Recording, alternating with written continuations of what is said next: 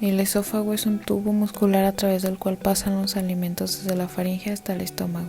En este caso tenemos un corte transversal de lo que sería el esófago, donde podemos ver la mucosa, que está conformada por epitelio escamoso estratificado no queratinizado. A su vez tenemos una lámina propia, que es una capa fina de tejido conectivo. También tenemos la capa muscularis mucosae, que es una capa de músculo liso. También tenemos la submucosa. La submucosa va a tener glándulas que se van a encontrar en esófago y duodeno. También podemos observar este tipo de conductos que suelen tener un epitelio cuboidal estratificado. Tenemos la capa de músculo externo, que va a contener músculo liso y músculo esquelético. La capa interna va a tener una capa de células musculares, va a tener una capa de células musculares longitudinales. Y olvidé mencionar que la capa interna van a ser células musculares como una capa circular. También vamos a tener o plexo mientérico, donde se van a encontrar los ganglios y las células de la cápsula. Ahora vamos con una parte del estómago fúndico, que aunque no tiene vellosidades, el estómago vacío tiene pliegues o crestas llamados rugas, que se forman a partir de la mucosa y de la submucosa. En este caso vamos a tener igual la mucosa, que va a estar compuesta por epitelio, por la lámina propia y por la muscularis mucosae. Vamos a tener lo que son las fosas gástricas, las glándulas fúndicas, que contienen 3 tipos principales de células. Vamos a tener las células mucosas del cuello, que son células basófilas más pequeñas, que se encuentran en el istmo y en el cuello entre las células parietales. Las células parietales, que van a ser fuertemente eosinofílicas, con una forma grande y ovalada, y es un núcleo central que se encuentra principalmente en el cuello. También vamos a tener las células principales, que van a ser células basófilas ubicadas en el fondo. También la capa muscularis, la submucosa, que es igual tejido conectivo, y en este caso tenemos la capa de músculo externo, circular y longitudinal. Vamos a visualizar 2 estructuras muy importantes, que va a ser el plexo de Meissner o submucoso, que va a tener células ganglionares y fibras de la submucosa que regulan las células musculares lisas de la submucosa y de la muscularis mucosae.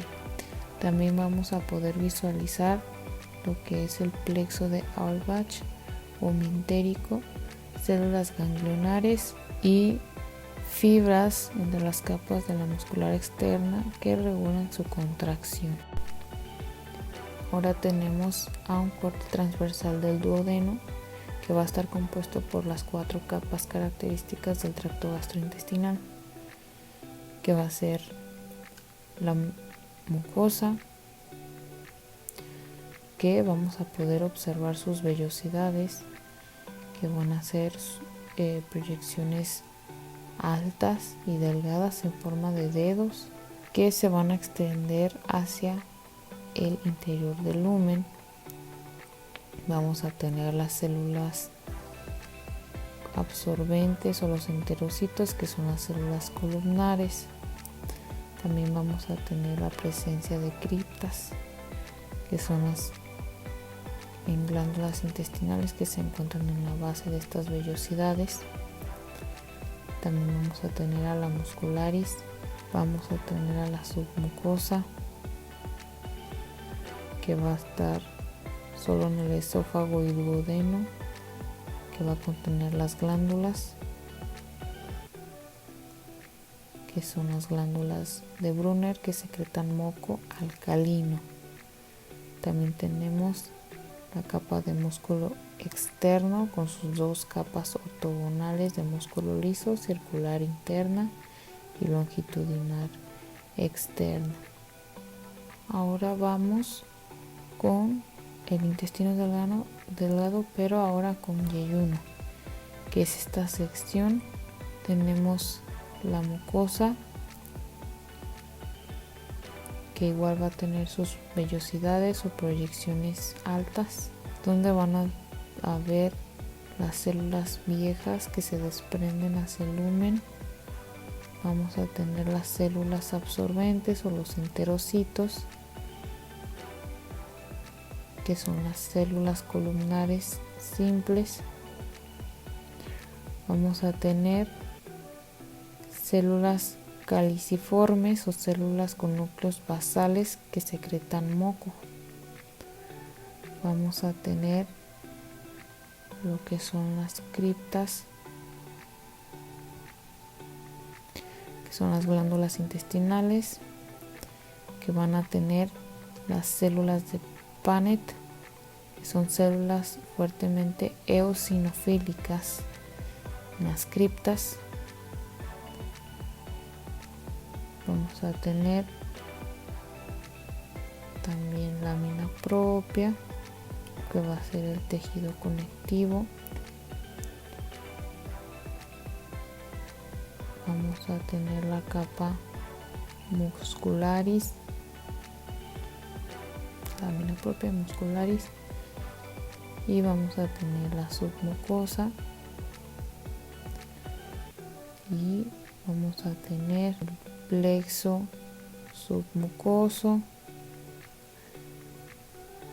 y la capa musculares,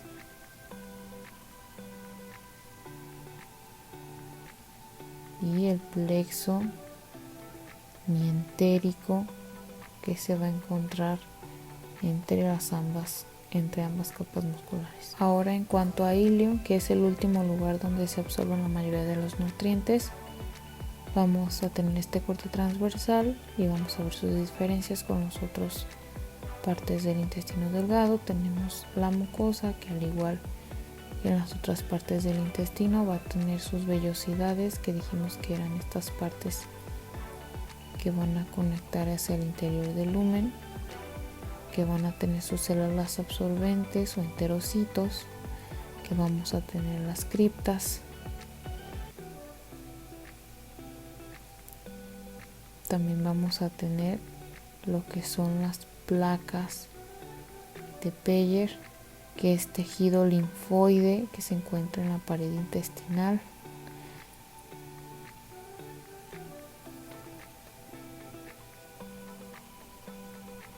Vamos a tener aquí en las vellosidades del ilio, vamos a tener la muscularis,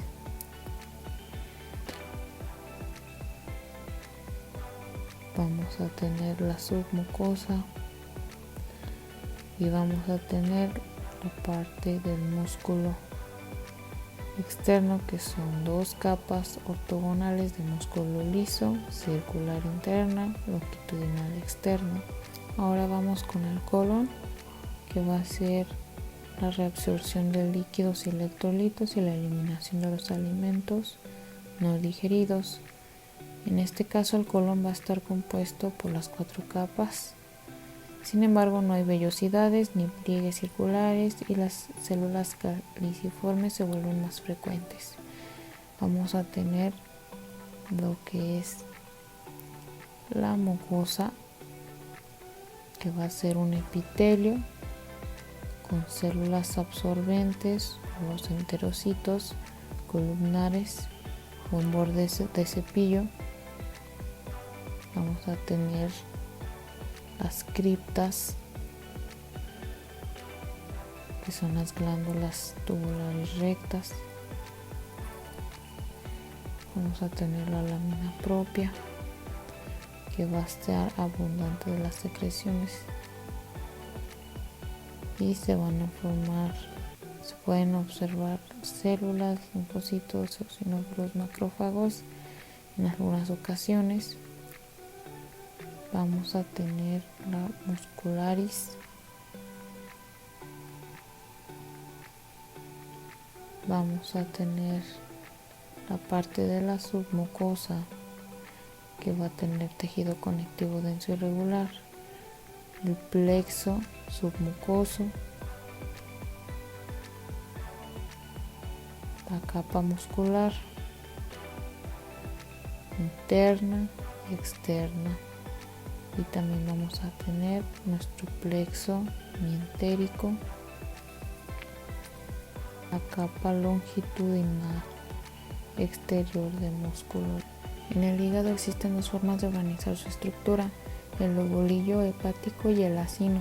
El lobulillo es la unidad anatómica clásica, tiene forma hexagonal con una vena central en el centro y las triadas portales en los vértices. Por otro lado, el acino, este es la unidad funcional, tiene forma romboidal y se localiza alrededor del espacio de la porta, dividiéndose en tres zonas según el flujo de sangre y la oxigenación. Ahora tenemos esta estructura que es el hígado. Como ya lo explicamos, la diferencia entre los lobulillos y los acinos, vamos a tener que los lobulillos van a tener una forma hexagonal. Aquí pues con mucha imaginación podremos verlo como en nuestra parte, en esta, donde dijimos que se ven como áreas más claras, con bordes más oscuros y con un aumento bajo. En la estructura del lobulillo vamos a tener su forma hexagonal con una vena central y las triadas portales en la periferia.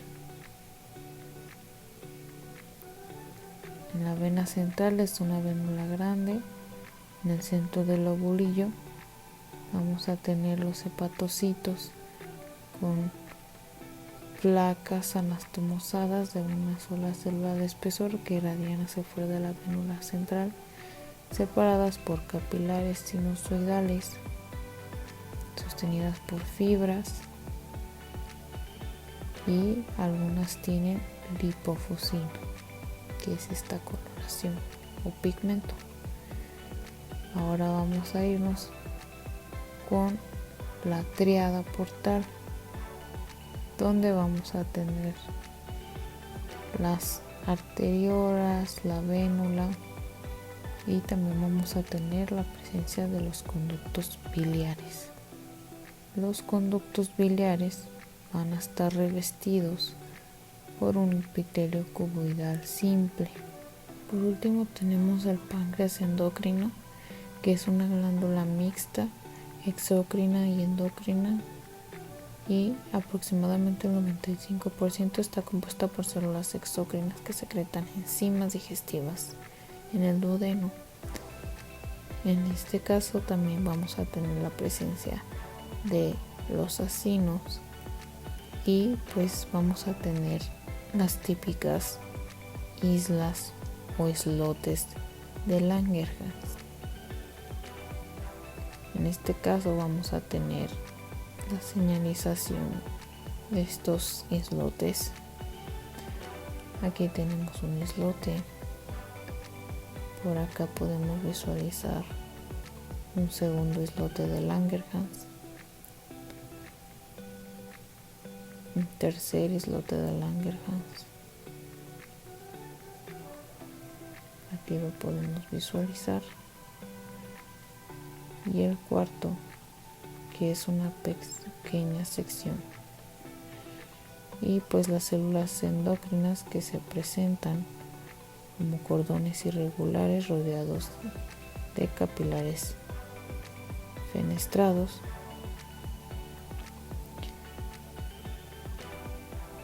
Y también vamos en estos islotes, pues no vamos a poder identificar muy bien una célula en específico, pero pues sabemos que se encuentran las células beta, las células alfa, las beta que secretan insulina, las alfa que secretan glucagón, células delta que secretan somatostatina, las células PPP, que secretan el polipéptido pancreático, y pues pueden distinguirse solamente mediante microscopía electrónica o con una tinción inmunohistoquímica para las hormonas. Sin embargo, entre estos islotes pues podemos identificar entre sus células un poco de tejido conectivo que es visible, diferente a la coloración de las células, y que va a estar alrededor de los islotes y las células que lo componen.